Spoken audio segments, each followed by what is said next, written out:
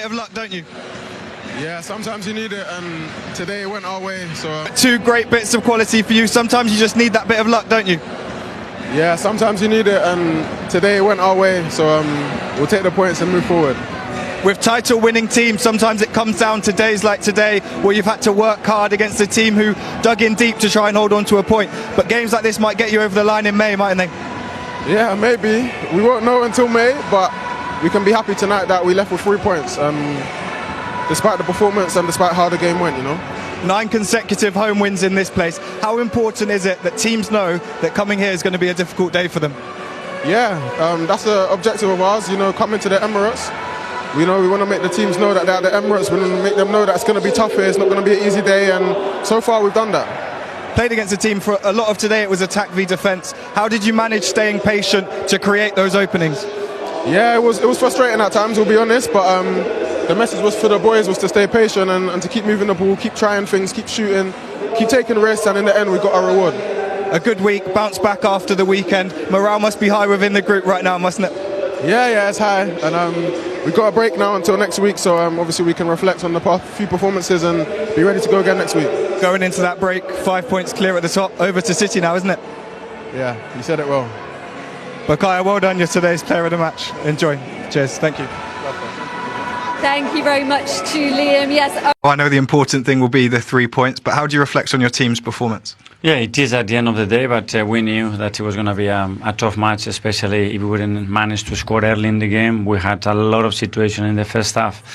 One massive big chance of Guy Martinelli 2 yards out, totally free. We don't score, but we struggled once we arrived into those danger zones to pick our red shirt in the box. That we had many situations, and then we don't generate that many clear chances. In the second half, we did that a bit better, scored the goal, but then we had a period of 3 minutes in deep.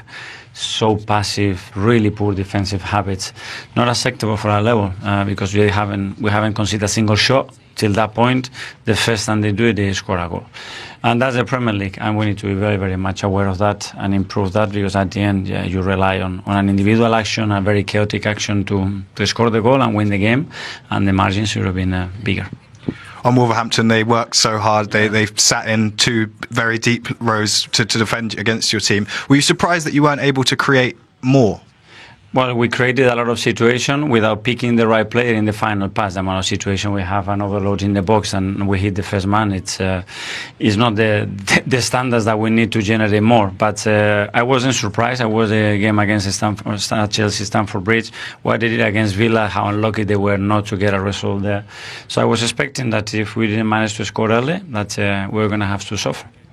Come the end of the season, performances like today in games you should win will become all that more important. How much of a mental boost does it give you that you didn't give up and you can go and score a last-minute winner? Yeah, and that gives you belief that regardless how the game goes, that you can always find a solution to win it. But now we're going to have a clean week. We need to start to train certain aspects that is slowly, because you don't train them. You start to deteriorate a little bit, and then we go again, because in the Christmas period we know what happens. Good minutes for Gyökeres tonight, but you score your goals from 2 own goals. How much of it is him needing to do a little bit more, and how much of it is the team finding ways to create him chances to score? It's a collaboration between the two. He was in a lot of really good position, and the ball didn't get into the area quick enough, sharp enough, or just with the precision that is required for a 9 to score the goal. But his work rate and the intentions were there, and we need to keep insisting. I know it's good to have players returning from illness, from injury. Ben White went off early in the game. How is he? We don't know. I think he felt something in his hamstring. We'll have to wait and see the extent of that injury. So yeah, no good news on that sense. Mikel, congratulations. Cheers. Another defensive injury, which has been a bit of the story of the season. Just how important is it, though, that they have that week off now, Martin, to regroup, work on a few things before Everton away? Yeah, I think it's really important that you get a couple of days away to mentally and physically relax. You're away from each other. They've been in and out of each other's pockets for weeks on end. A shopping list full of matches. The manager will demand, and he sets the standards, and that's right and proper. But they'll go again, and I do feel just a break now is needed. They just hung on long enough to stay. It's over to City, really, over to Villa, to see what they're capable of this weekend. How do you think that will change the mindset of City and Villa going into their games after seeing that performance from Arsenal tonight? Yeah, they weren't at their best, and I think they were probably hoping Arsenal would slip up. In the end they didn't. They found a way to win the game, which is the most important thing. There's no pictures on the trophy, Lindsay, at the end of the season. You just got to get your name on it, and that gives them an opportunity to do that. But I think Manchester City and Aston Villa are right there. But I think Mikel, no, they weren't at their best today. They didn't have that urgency, and even at the end when it was, they didn't really get out. They invited almost Wolves to come on to them, and he won't want that. They need to be braver and get out and put pressure, not allow teams to come to the Emirates and play. But league table still looks really good for It Arsenal. certainly does, and so does their home form as well. Another win at home, Martin. 4 as well of their next 6 games are at home, which will give them a massive lift as well. Yeah, but you're just striving for perfection, and it's like I think they've sat in a little bit. Maybe they sat in a little bit at Sunderland. Maybe they sat in a bit at Aston Villa, and clearly they sat in here. And you invite that pressure on, and the pressure mounts. The opposition get opportunities, and I think that's something they won't do again. You've got to go and press that ball and don't invite people on. And it made it difficult for themselves, but they still found a way to win. Like that from your old teammate. He's honest. He said, "Look, we looked passive, but you cross this one off, and you think about the Hill Dickinson and move on." Yeah, I really like how honest you guys then analysing that. I think, that was clear what we saw tonight. Wolves frustrated Arsenal. They sat in a low block and really made it difficult at times. But these are the games that you need to win if you're going to go on to win the Premier League. So they found a way in the end, which is really encouraging. But, they'll have to learn from, their reaction after conceded that goal. Like Mikel just said then, they went... they start to drop off, get deeper and deeper, and then inviting that pressure on them. So, it was a bit self-inflicted, but, there'll be things to learn. But pleasing that they got the 3 points in the end. They found a way. Tim. That's all it's mattered tonight, isn't it? That's right. The best teams find a way, and the champions find a way. So they're yet to be champions, but I think they're champions in waiting for me. Bukayo made it difficult today, but... Yeah, you wouldn't want to be playing like that too often if you want to be champions, and every team that's prospective champions will have a game like that. We saw Man City at Fulham recently, didn't we? Only win the game 5-4, so it can happen to anybody. Look, when you're playing the bottom league team, I don't think it was complacency. I think they set out. I think we have to give Wolves credit, and then Arsenal sort of played themselves into a hole, and they didn't really create. It wasn't the creativity that you'd expect, and in the end it became lucky Arsenal again. And it's nice, if you want to be champions, you have to be lucky. Any team I've ever been successful in has been lucky at some point, and Arsenal can breathe a sigh of relief tonight that they've got through one here. A really difficult game for them. Unlucky for Wolves though, Owen, on a night where Arsenal's luck was in. Sometimes when you're down at the bottom in that position, the luck just goes against you. Yeah, I mean, they were unlucky. They were very unfortunate. You see here, the ball from Declan Rice. This is just before that corner. Saka's just offside, and the linesman doesn't put his flag up, even though he's probably right there. And is it an offside offence though? That's what they're looking at. Well, of course it is. He's offside. He goes towards the ball. I mean, that he doesn't touch it. But this is what leads to the corner and ultimately the goal. And it is unfortunate for Wolves. And Sam Johnson, up to that point, he had made a couple saves. You see Timber. They love to overload this back post there. And I think Chatchua, is it? Chatchua, he had literally just come on 30 seconds earlier and probably just bumped Sam Johnson a fraction. It probably affects him the way he tries to push that over the bar. Again, tiny little things that all add up in the game. But they were a little bit unfortunate there, Wolves. And you feel hugely at this point for Sam Johnson, Martin, because just before that he'd made 2 wonderful saves to keep his side in it. And dare I say it, he was looking like man of the match. But not Martin Odegaard. No. But no, look, he was at that point. He was playing exceptionally well, and those things happen. I felt he should have perhaps dealt with it a little bit easier. It wasn't enough of a bump, I don't think. And at that point, we're thinking, okay, 1-0 to the Arsenal, and this is going to be very lucky. But suddenly, Wolves come right back into it. What did you think, Owen, of the way they fought back after going down, and then get that equaliser through Tolu Orekadaru? Do you know what? It was a great goal from them. One thing I would say is Arsenal really dropped off. They didn't put any pressure on Wolves, who are bottom. Look, there's no pressure on this cross here. Mane whips a great ball, and Alcantara was with a great header. It was very odd. And the thing, look how deep Arsenal. They never got out for about 10 minutes. Wolves had possession, and I think Mikel will probably be a note that they've got to get out, put pressure on the ball. It's a good ball in, but there's no pressure. Everybody's just ball watching, and I think the striker does brilliant. He stands in front of the defender, Hincapia, gets a flick on it. And it was actually a really good goal from Wolves. Alcadora, yeah, very good finish. He looked good actually when he came on. Really He good. seemed to improve them. What I couldn't quite understand, I was thinking of going out and shouting at the players myself to go and press the ball high up the pitch, because Arsenal seemed quite happy to sit and defend on the edge of their own box. I don't And think it they was can afford to inviting- hang on. They can't No, hang on like that. It was inviting Wolves on, and it just had that feeling that they were going to score, and in the end they did. At that point, Martin, did you feel the title race slipping away? Well, I said to you, I think the whole title is on this game, because the commotion around, the noise around. There's a lot of feeling. You won't feel it because you don't support Arsenal, but if you support Arsenal, there's a lot of feeling against the club, and it's kind of like they wouldn't want to trip up in this one, because it would be the ultimate trip up. You're playing the bottom team in the table. We've only got 2 points, so it was really important that Arsenal responded, and we thought it was Jesus, but in the end it was another own goal that gets Arsenal out of jail. It was more bad luck for Wolves and Mosquera this time, Owen, and you could see just how devastated he was when this went in. Yeah, but to be fair, the only player that really created anything today was Saka. He was the one player that probably played to his natural level. I think they made a change after that wing-back Muller-Wolfer came off. There's no pressure on the ball.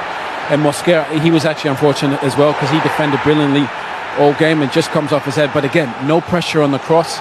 I think it's Jesus' movement though that ultimately the defender gets unlucky, doesn't he? Yeah. And Jesus doesn't get the touch, but it's definitely his run and movement. And that is food for thought for the manager. He looked good, didn't he? He looked good when he came on. Yoka is still not at the fitness level you'd expect. And there's a real tussle now for who's going to be that number 9. And Jesus has put himself right back in there. What do you think the debrief inside that Arsenal dressing room now? Will it be relief, or will there be a lot of discussions going on about the way they played tonight? I don't think the manager would be too tough on them, but it's a reminder that they've got to do more and they can't be complacent. I don't know if it was complacency. You're playing against the bottom team. Do you turn up here and think, OK, we've only got to turn up and win? The messages from the manager to the players. There was a lot of passing going astray in that first half. It wasn't the Arsenal that we respected. They looked like strangers at one stage. But in the end, they find the win, and that's the most important thing. So they build for the next one. And the most, he stood up. And Tim, how important when you're not playing at your best to still be picking up points in this race? Yeah, win ugly, is what you look for, and that's very ugly tonight, wasn't it? At the beginning of the game, I certainly felt that it was going to be a lot more comfortable than they actually turned out, but they struggled. They really did. They had to make some changes. They made three or four changes off the bench to try and turn the game in the favour. But one player you never bring off is the game changer and a difference maker, and that is Bukayo Saka. Always stands up and he always sticks his chest out and says, "I'm going to be the man to make the difference here," and he's done on 2 separate occasions there tonight. He did make the difference. Should they have had the corner for the first goal? When we look at that, I mean, we won't know. Sort of forensically looking at this, it looks like he might be off there, Tim. Difficult decision for the linesman to make. I think there's inches. I mean, look, if it goes to VAR, then there's possibly that he's just offside, but it's very difficult for the naked eye to be able to see that. Yeah, obviously it wouldn't go to VAR in that situation because that phase doesn't end in the goal, but he puts the delivery in, Aaron, and it causes Sam Johnstone all sorts of problems. Yeah, I know he gets caught under a little bit there, doesn't he? And then there's a little bit of traffic around him. Maybe he could have got a little touch on it, but yeah, it's unfortunate for him that he's bounced off the pin. But you'll take that as an Arsenal fan, yeah. How do you pick the bones out of that as a manager? He's got to do better than the goalkeeper. Has to do better. I think he's played well tonight, but he's just switched off. I think he's surprised that there's no one on him, because normally they've got players all around him, and all of a sudden he looks for someone, and then by the time he's looking for someone to come into him, the ball's going on over his head, and he can't move his feet quick enough to get himself back on it.